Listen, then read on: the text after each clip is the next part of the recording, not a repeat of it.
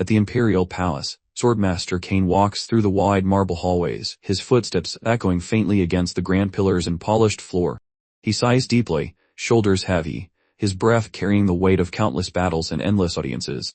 He thinks to himself that meeting His Majesty, the Emperor, always leaves him utterly exhausted, as though each encounter with that man drains not just his strength, but his very will. From behind, a familiar voice suddenly calls out, telling him that he seems to be having a rough time. The words surprise him. Startled, Kettle spun around, for he had not sensed the approach. As he turned back, his eyes widened slightly in disbelief. Before him stood a very gorgeous man with long black hair that gleamed like flowing silk under the golden light of the palace lamps. The sight stunned him because this man was none other than the great master of the Magic Tower, the head of the mighty institution where all the mages and mystics of the world gather, a place whispered about in every kingdom, revered and feared in equal measure. With a faint, almost imperceptible sound of displaced air, the master of the Magic Tower appeared, his presence as unassuming as a shadow. A subtle tension coiled in the air as Swordmaster Kane's senses, honed to a razor's edge, registered the newcomer's arrival. His eyes narrowed slightly as he measured the men before him. "What business brings you here?" Kane asked, his voice low and devoid of warmth. The master of the tower, in stark contrast, offered a casual, almost playful smile. "Nothing unusual," he replied, his tone light. "Just my regular contact with the palace." He tilted his head, a spark of curiosity in his eyes. "And what, pray tell, brings the esteemed swordmaster to these hallowed halls?" Averting his gaze, Kane answered curtly, "I am here to report the results of my latest mission." At this, the Tower Master's brow raised in entreaty. "Ah, was it the reconnaissance mission to the demon realm?" he inquired, his interest piqued. He recalled aloud, the Forest of Silence, if I'm not mistaken.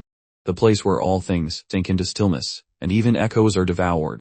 Kane gave a grim nod, confirming, "Indeed. That cursed place."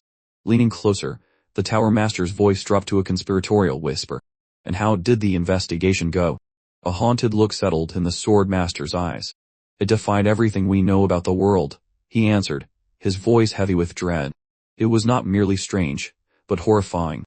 In a way that words cannot fully capture, the Forest of Silence was a place of absolute, deathly stillness. They could not hear a thing, not even the rustle of leaves, nor the sound of their own boots. Even mystical detection, usually reliable, did not work properly. When he shouted, there wasn't so much as a vibration in the air. It was as though sound itself had been erased from existence. Worse, when they came to their senses, soldiers had vanished, disappearing one by one, swallowed by the silence. The memory makes him shiver inwardly. It was an eerily silent and deeply unpleasant place, one that gnawed at the sanity of even seasoned warriors. The Swordmaster, Kane, clenches his fist slightly, and wonders aloud why in the world His Majesty insists on conquering the demon realm. What madness drives such an obsession? The Tower Master, brushing a strand of hair behind his ear, chuckles softly. Perhaps the Emperor seeks world domination or something equally mad. Who can truly know what strange obsessions dwell in the hearts of the powerful? Kane smirked bitterly. Yet, even as he mocks, he admits the demon realm is fascinating. It intrigues him as well, a mystery worth unraveling. The Sword Master, Kane, shakes his head and mutters that in that case, he hopes he won't get dragged into it. He prefers to stay ordinary, away from needless schemes.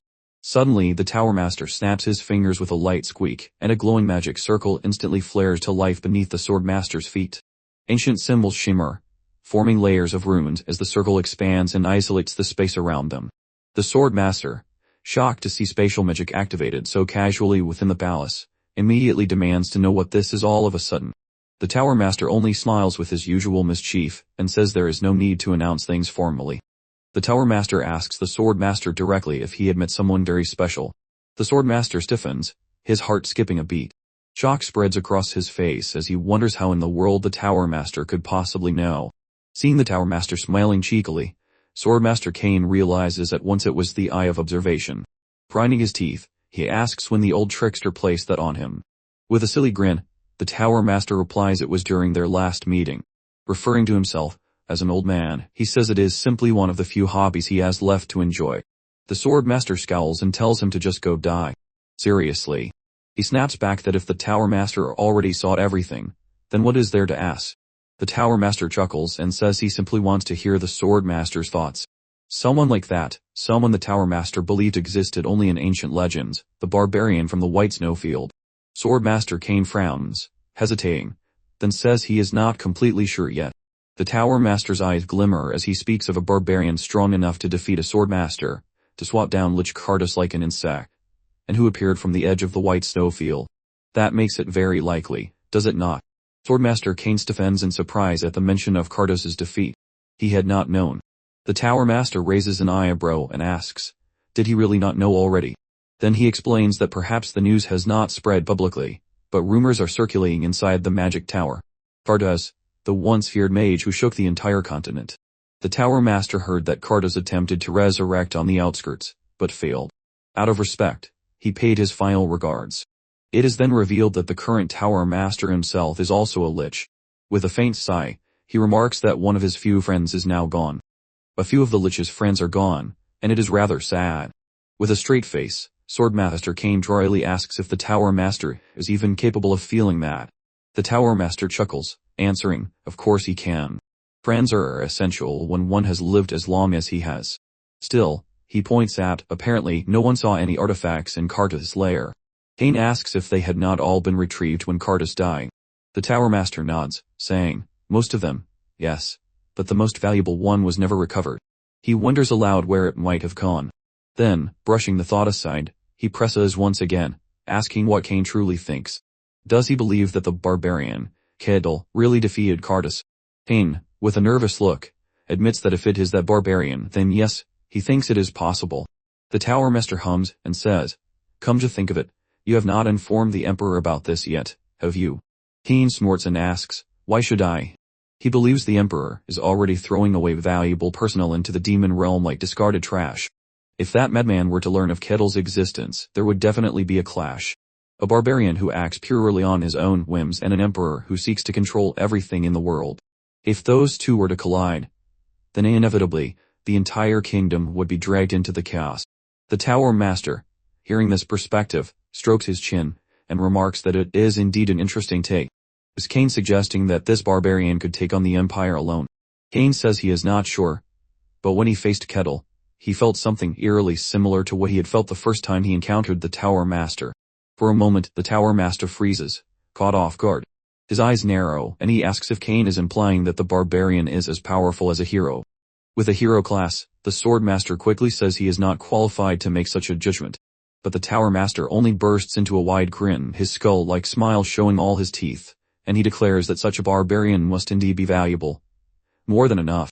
The Swordmaster, alarmed by the Tower Master's behavior, glares and demands to know if he is seriously thinking of dragging that barbarian into the mess of imperial schemes.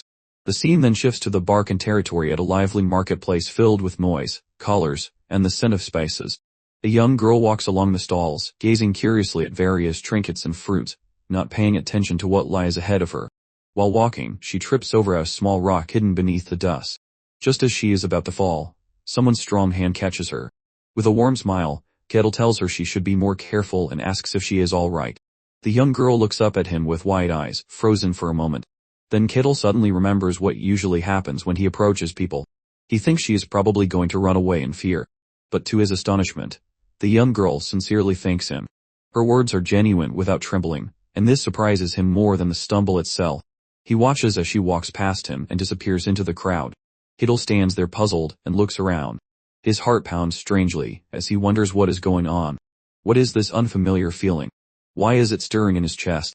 Then he notices another young girl walking by him casually without even a hint of fear in her expression. At that moment, Kedal's brain almost stops working. His eyes widen. His thoughts scatter. Why aren't people avoiding him? Why aren't they afraid? The question rings louder in his head than the bustling market around him.